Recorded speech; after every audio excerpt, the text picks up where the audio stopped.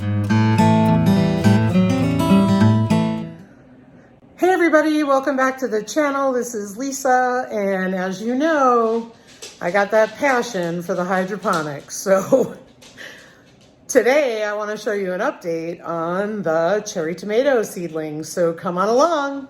Here are the cherry tomato seedlings. They're the Sweetheart cherry tomatoes. They're looking a little leggy because I got to get a fan on them. But here they are, and mind you, I actually have 6 cubes of seedlings, and I just got a little excited and went ahead and just planted a few of them, and I'll explain that in just a minute. But let me show you the containers that I made for the Kratky hydroponic that I made on one of our previous videos, and let me show you how it's looking. This was the container that I previously made, and I had that one ready with some clay pebbles in it. But here is one without, and I just made this one as well. So it's a smaller container. It's what I had on hand, but you can see in there that there's the water level. I'm just gonna shake it so you can see it, but let's get planting. All right, so I'm gonna start with this one. This is the one that does not have any clay pebbles in it. I'm running low on clay pebbles. So I'm just gonna put a layer in the bottom,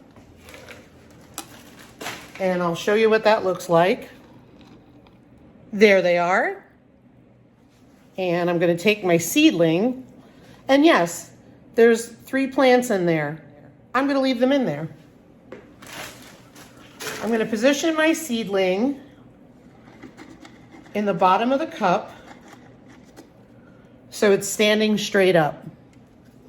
So you can see my seedling is right there. Now, because the cup is so deep, because I wanted to support the plant, it kind of looks rough in there right now.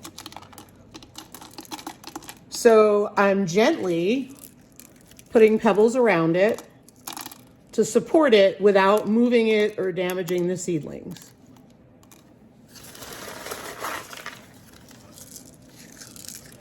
Once it gets a root structure, it's going to be just fine. But right now they're tender. We don't want to knock them over. We just want to support the seedlings.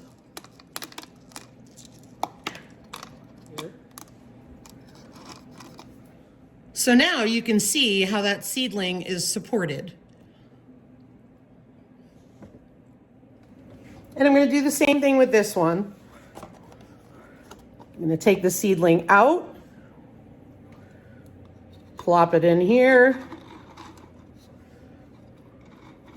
And it's kind of tricky, I will admit, with these deeper cups that I chose, but I do think in the long run, these are going to be better because they're going to support a taller plant when it grows up.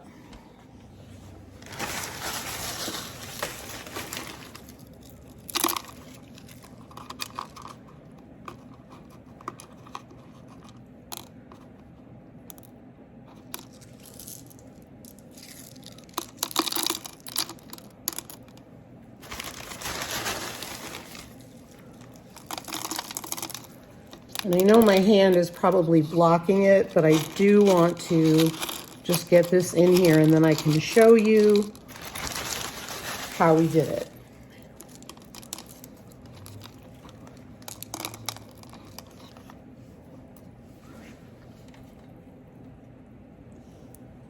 So there you go. I am going to do the rest, and I will be right back. I've got a rock wool cube in here with seedlings, another rock wool cube in here with seedlings, and these are all good to go. They can stay in these containers on the heat mat. I did end up putting blue tape on these, and let me tell you why. Let me show you my automation, and I'll show you why I put the blue tape. Alexa, turn the grow lights on. So when the grow lights were on, I don't know if you can tell in the video, but I did not like the amount of light that I was seeing here. So I covered them as much as possible. I did leave the handles open, as you can see, so I can grab them and move them. But otherwise, the flat areas I did cover in blue tape. And I showed you my automation because a lot of us have devices in the home that are smart devices like smart plugs and so on. I use them to turn chicken coop lights on and off. I also use them in my home. So for me, they work great because I put them on a timer, and every day on a schedule, it goes on from 6 a.m. until 9 p.m. This here is a don't do, I'm gonna be honest. And the reason why I'm sharing it is because it's real. Life happens. I need 4 more containers to be able to put my net pots in. So again, this is a don't do this at home.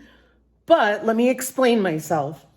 I have net baskets sitting in water. They have a little bit of clay pebbles in them, and they still have seedlings.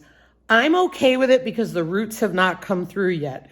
Once the roots come through, they have to be in containers. So literally this weekend, I'm going to be scrounging up containers in my home that I can fit these into because I don't want to lose these plants. This is the setup that you want, or using the mason jars. I would always recommend glass jars over plastic, in my opinion, because I feel like plastic is porous. Glass can be cleaned better in case you develop some kind of issue like bacteria. But again, this is, making this affordable for everybody. The other thing I wanted to let everybody know is I put out a short the other day, and if you go to that short, and I'll put the link in the description below, what I'm asking you to do is if you have questions about hydroponic growing, and I've already got a lot of great questions, so thank you very much. What I want you to do is go to that short by March 20th and put your question down below, and I'm going to answer it in a video next week. There's the growing table. We've got the hydroponics here. I still have the soil here, and I'm done with this soil. I'm going to be moving them because I need the room. Nothing came up in here. That was green onions. I'm going to look in here too. This was also green onions, and I got nothing. So honestly, that's a waste of my space. I'm going to replace it with hydroponics.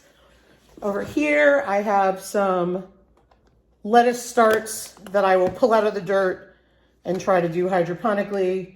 It's one little leggy looking lettuce. But honestly, it's taking up space, and I would rather grow this way. The celery is doing amazing. So we're going to leave that there. And the bok choy is also doing really well. And you can see here's one of the more advanced plants. And it's looking really, really well. One thing I did want to mention, if you're doing this on a heating mat like I am, the water tends to evaporate more, and you can tell by picking up your jars. Just keep an eye on the level and make sure that you maintain a gap between the bottom of the basket and the roots touching the water. And I will explain all that in our video coming up. So there's your quick update on the cherry tomato experiment. It is going well so far. I'm going to get a fan set up. I know that I was talking to another YouTuber the other night, and she talked about also petting your plants. And that is true. You can brush your hand along them. That also simulates wind and causes your seedlings to bulk up. So I hope you enjoyed today's video, guys. And again, don't forget to go to that short and leave me some questions, because I can't wait to answer all your questions. Have a great day. Take care.